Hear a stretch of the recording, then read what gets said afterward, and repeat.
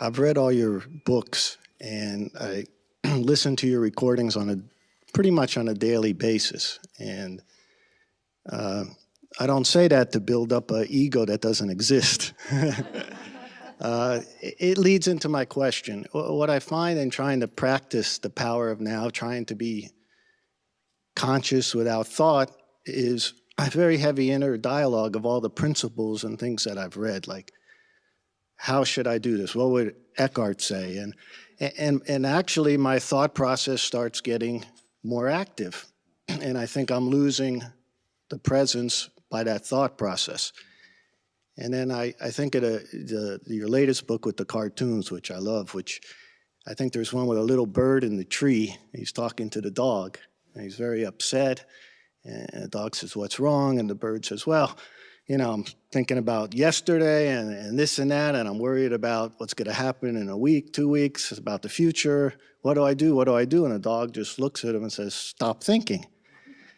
So how do I, it seems you try to stop thinking, and you read all this and you try to practice it, but yet in any given situation, I find that in order to get closer to practicing it or even practice it, it's causing a lot of thoughts to happen. So is that different kind of thoughts, or those thoughts that I should break that kind of habit? And if so, how? Okay, thank you. Thank you.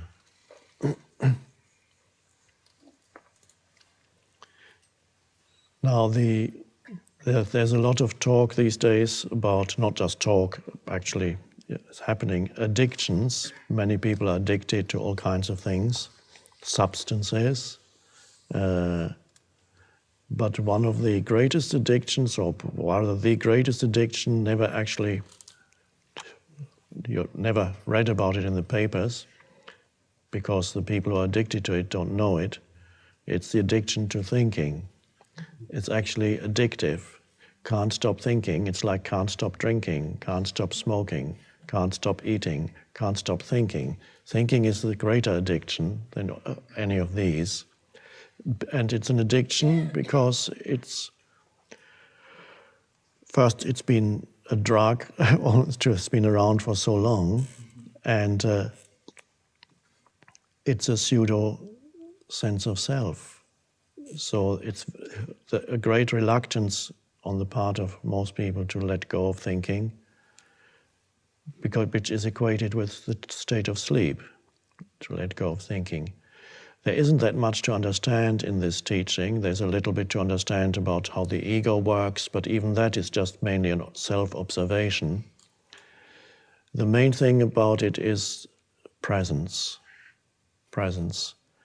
And presence is a space of no thought, but presence can also be there in the background even when thinking is happening.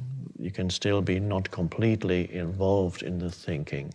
Thinking loses the ability to create havoc in your life and confuse you. So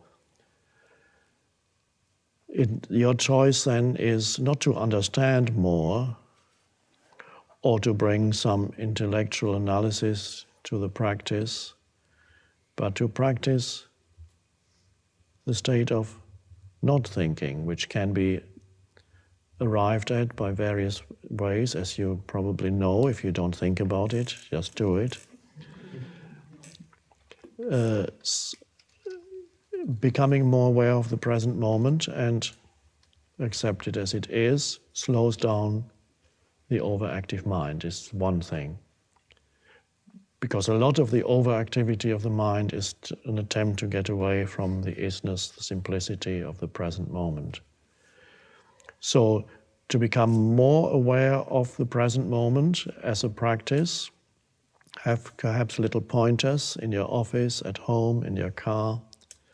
Let's say present moment or whatever, or a symbol for it. And there are different entry points into the present moment. Present moment awareness means thinking subsides, may not disappear completely, but something else arises that is primary. We call it presence or awareness. Buddhists call it mindfulness. which I don't use because it implies your mind is full of things, but it isn't, of course. It's just a mistranslation. So, to be present, first of all, use the present moment to become, but how do you become conscious of the present moment? Now, when you get it, after a while, you can actually sense the presence of the present, so to speak, directly, and there it is. But helpful things are sense perceptions, take you out of thinking. If you're not judging the sense perceptions, labeling, naming, looking around, anywhere, wherever you are, look around. Practice sense perceptions without this compulsive interference of naming what you're perceiving. Oh, that's a beautiful flower. I wonder what it's called. I don't know what it's called, so that helps. I can be free of thinking. If I know what it's called, I can say, oh, that's such, and then drop that. And see what it means to perceive without the interference of concepts, words. At this moment, for example, you're looking at me. Now, let's say between now and now, were you thinking? No. Okay, and again, between now and now, were you thinking or present? No thought. And while I speak, do you need to think to understand what I'm saying, or can you just listen and understand it? Just listen. And this is what you're doing. And so that's part of the teaching and the function of the spiritual teacher. Imparting information is secondary. What I'm telling you now is secondary. What is primary is the underlying state of consciousness, which is presence. That's the teaching. But you can't talk about that. It's underlying. But a sign that it's working is that while you listen, there's no thought. There's just an alert presence. And when the so-called teacher stops speaking for a moment, the alert presence remains. It does not need to be filled with anything. Shh, shh, like now. What is there to think about? Nothing. Now, if we do this for longer, at some point, your mind will probably start up and think, how much longer is he going to sit there? And when that happens, you can allow your mind to say, how much longer is he going to sit there and say nothing, and then come back to presence. And then some other thought will come. What's this all about? And then you can allow that thought to arise and then be present again. Which means you're not really, your priority is no longer to follow the thought where it wants to take you, because the thought has a magnetic pull. It wants more of your consciousness, but it wants to grow, because it's a little entity. It wants to grow, so it wants your attention. And in subtle ways, it tries to get your attention. It says, it might even use a bodily feeling. It says, gosh, I'm hungry suddenly. Why didn't I need to eat something? And then you think of what restaurant am I going to afterwards? And so the presence is gone, you are looking for a restaurant in your mind.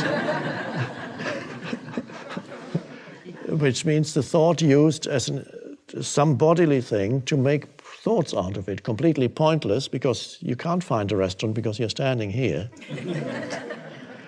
But it can use all kinds of things to manufacture more, to get your attention. And if you're not careful, if you don't know the mechanism, it's not so much an intellectual understanding, but a simple realization that this is what the mind does. It tries to pull you in. It's fine, that's what it does.